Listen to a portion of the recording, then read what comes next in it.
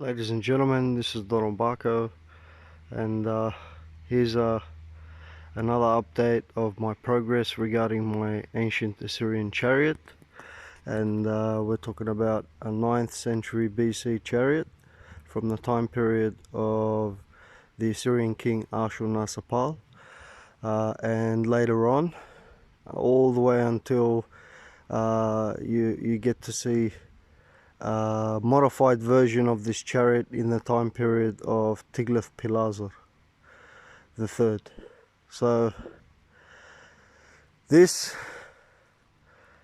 is my chariot. You have two wheels. This is my most recent wheel, and you can see it's got a paint job. I still got the brackets to do, and I've done the wrapping regarding the spokes and the two hubcap ends, and I still have to do the treads. You can see how much debris the soft material is picking up compared to this one that has a tread now. And what I did was, there was jute cord, and I've stuck it on totally around, and it's coated with resin. And this is my substitute for rawhide. So this would have been rawhide or an actual metal tire, whether out of iron or bronze.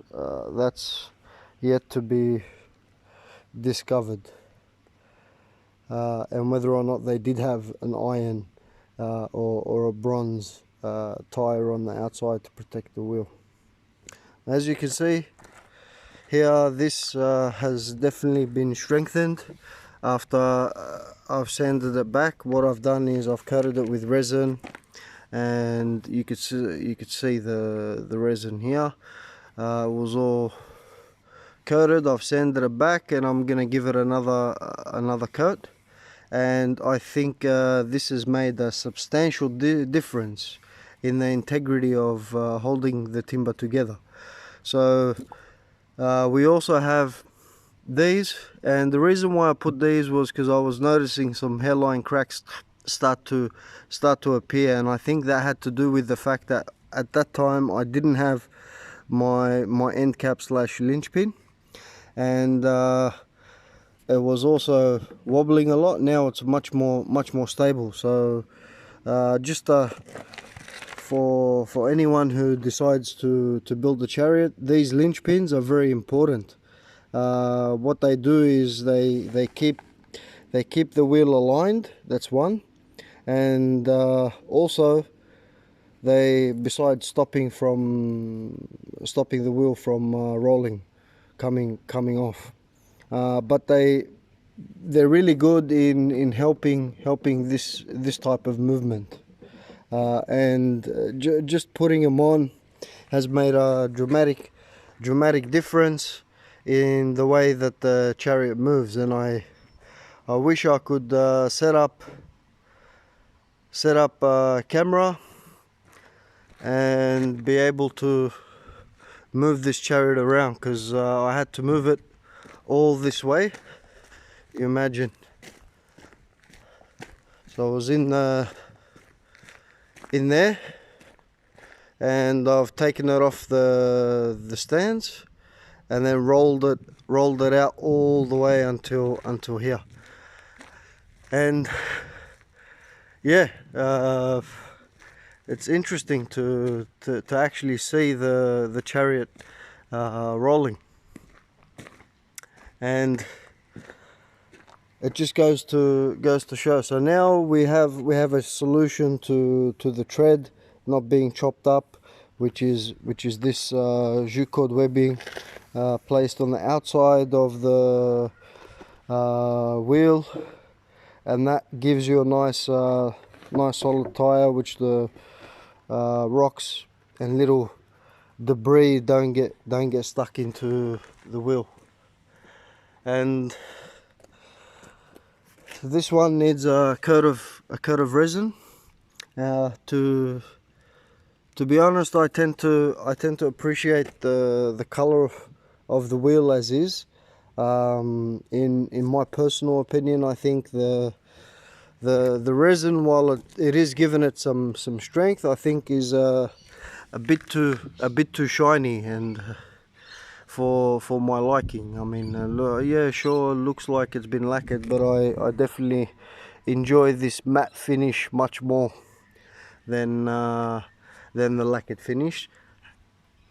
But we'll see. And obviously, you can see I still have some repainting to do. Just done some basic sanding, so we'll need a touch up of the paint obviously before I resin.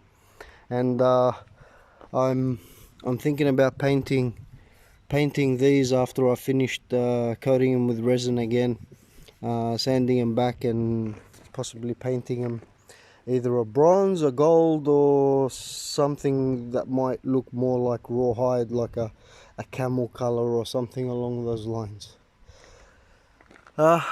Just to show some consistency. Likewise, this I'll be painting that as well. However, on the treads, I think eventually that paint will come off, but that's okay for now.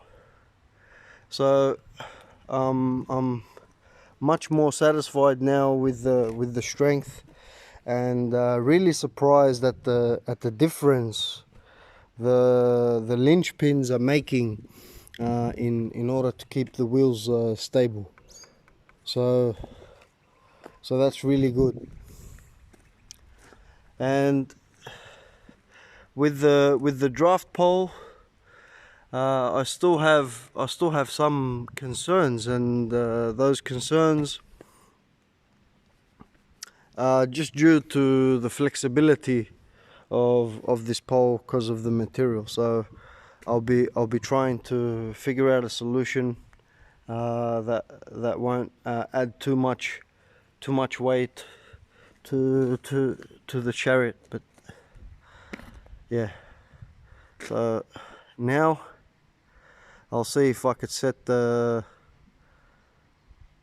camera up and then roll it around a bit and get some footage of that.